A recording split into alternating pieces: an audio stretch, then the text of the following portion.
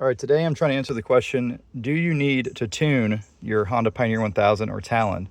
So I've got several different tunes from two different tuners, and we're gonna do the testing today. All right, so right now I'm flashing the stock tune back onto the computer through the diagnostic port. This thing does have the Adam Brown 28% low range reduction.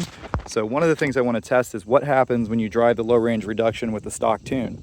I was told I will get a clutch light. This is because the 28% gear reduction, in theory, will make the engine think the clutches are slipping because the vehicle is going slower than it used to at the same RPM, which is the point of a gear reduction, but let's see if the computer gets mad about it.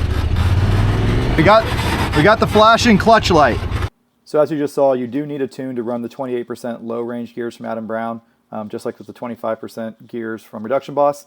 Otherwise, your clutch light's gonna flash. It did shift fine, but you don't want your clutch light flashing and wigging out your computer. So definitely tune it. This is going to be kind of nerdy. It might not be interesting to everybody, but I've been putting a ton of time testing it. So I wanted to put the information out there because I have had a couple revelations and I collected a lot of data. So yeah, the only reason I tuned this thing was because I did the Adam Brown low range gears, and you need the tune to keep your clutch light from coming on when you're in low. And because I bought the tuner, I figured I might as well get some tunes from the competition, the other guys out there, and test those as well. Now, I'm not going to get into whose tune is better, and I'm not even going to tell you which tune the numbers go with. So, spoiler alert, if that's what you're looking for, stop watching the video. I'm not getting involved in the tuner drama. It's not worth it to me. And the performance is very similar as far as acceleration. Now, you don't really tune a naturally aspirated motor to get more acceleration, right?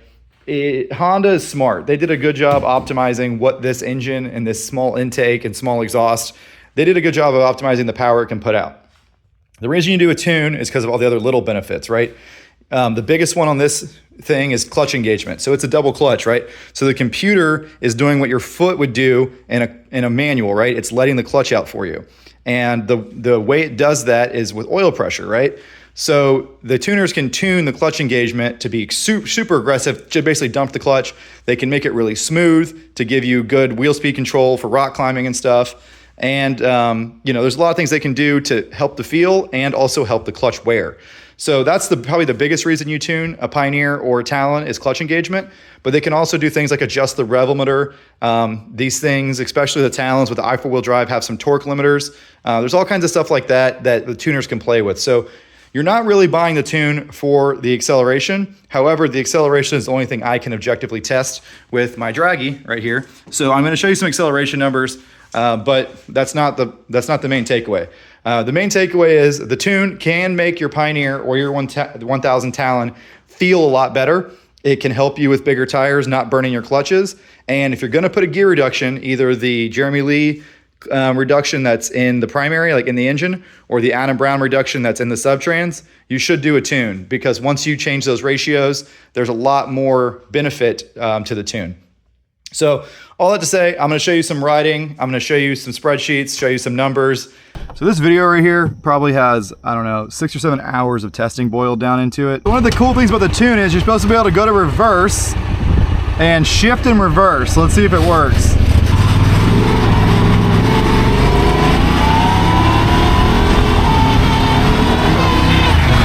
Oh, that's scary. You can go really fast in reverse. You'll hear a lot of squeaking because these arms use junk bushings. And like I said in my review of them, they're gonna squeak, and they already squeak. I hate Super ATV bushings. So off-road, I'm just gonna leave it in automatic mode, keep my foot to the floor the whole way down. That way we don't have the variable of me shifting. I'm gonna put the seatbelt on, of course. So here we go, we're at 0, hit reset, and I'm just gonna floor it and hold on for dear life.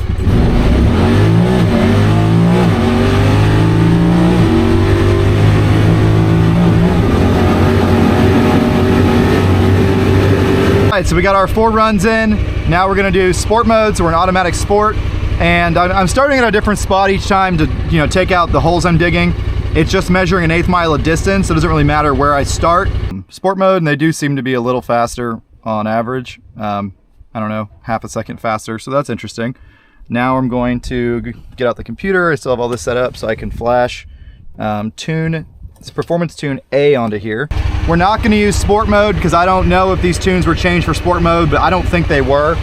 All right, this should be interesting. I'm gonna try four-wheel drive now. So we're in four-wheel drive, high range. This is Tune B version 2 four-wheel drive. Here we go. This could be dangerous.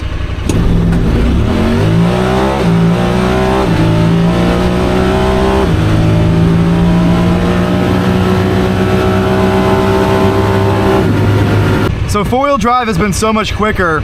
I've decided to do a complete data set in high range four-wheel drive, 4 runs each direction.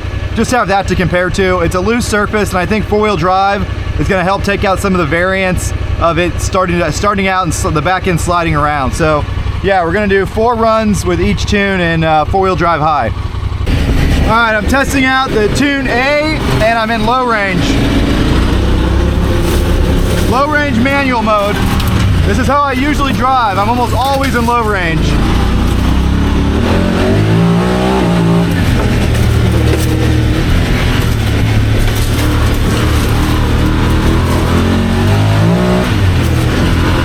This tune does shift really quick. All right, so I'm flashing a tune onto the Pioneer for like the 15th time today. I'm out in this crazy cool field, which I like because it's soft and it's got stumps and big ruts and stuff. So it's the perfect place to test out clutch engagement. I'm driving around in low range 2-wheel drive, and I'm comparing 2 performance tunes in how well they engage the clutch, how well I can control low speed, wheel speed, like just taking off or trying to punch through the grass. Overall, I'm glad I tuned it. It is expensive to buy this tuner, and the tunes themselves are expensive. Some tunes are more than others. What I would honestly recommend doing if you want to tune one of these is do what I did. Buy a couple different tunes from a couple different people and see which one fits your riding style best. And then once you pick that tune, if there's anything you want changed, talk to the tuners and see if they can improve it for you. I think the way mine's set up right now is really nice. I can haul ass in low range, bang through the gears really quick, and I have those lower low range gears, and it makes it really fun. I usually drive in low range because I'm running a 33 on a Pioneer, right? So high range isn't that great for me because I don't really ride that fast most of the time. I'm in deep sugar sand, hills, stuff like that. So I like the tune. It lets me kick the back end out more and slide it around. It got some more RPMs to play with, so you don't have to shift quite as much. And yeah, it's been a lot of fun to experiment with. All right, guys, here's all the data. So this is day 1 testing, and I actually waited a couple days, got some new tune revisions, and went out and repeated everything again, and then some, day 2. So a ton of time into this. I know it's a long video. If you're interested, hang in there. I'll show you all the data I collected. So day 1, this is stock. So all these runs are in 2-wheel drive. Stock tune versus stock tune in sport mode versus Tune A versus Tune B. The takeaway here is that sport mode makes a pretty big difference. It's about half a second faster, and you got about 1 more mile per hour on average. So that's what this is, by the way. These are just these 4 runs averaged. That gives you this number right here. And so yeah, if you have sport mode option on your machine, you should definitely use it if you're trying to drive fast. If you don't have sport mode option on your machine, you should definitely buy a tune. So the tune gives you about the same acceleration times and miles per hour as sport mode does on my factory 2022 Pioneer. Now the tuners aren't going to be happy about me putting this out there, but this is the data I collected and it is the truth, so whatever. The tune didn't make my machine any faster in the 8th mile. Now a couple caveats to this: I am running in automatic mode, and I think if I was in manual mode I may have been able to wind the engine out a little bit longer and get faster times, but for consistency I wanted to use automatic mode. The tuners are also tuning the shift points in automatic, so maybe they'll see this and they'll make us a faster tune in auto mode. Who knows? Maybe they'll give us launch control for the Pioneer. That would be sweet. Give us a tune that's just for doing 8th mile pulls. Heck yeah, I'm all for it. If I get something like that, I will test it and let you guys know.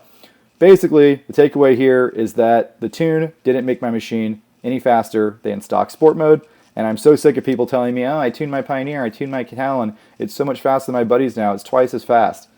I mean, yeah, that's your opinion, but you didn't collect any data with a performance meter like a Dragy, or go to the drag strip, or do anything scientific. So yeah, that's why I just roll my eyes. The tune is definitely worth it. It makes my machine feel better. I like the clutch engagement. I like the extra RPM. There's a ton of benefits I talked about earlier, but it doesn't make your machine that much faster. And this is for a naturally aspirated motor. If you have a turbo or some kind of forced induction, the tune can do wonders, right? Like a tuned Beamer puts down 100 more horsepower. It's because it's turbocharged. From the factory, manufacturers do a pretty good job with the stock tune.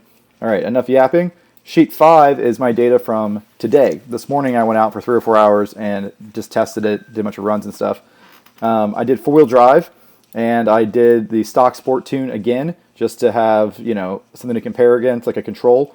And again, the results are all pretty close, right? Ironically, this stock sport tune in 4-wheel drive was the fastest.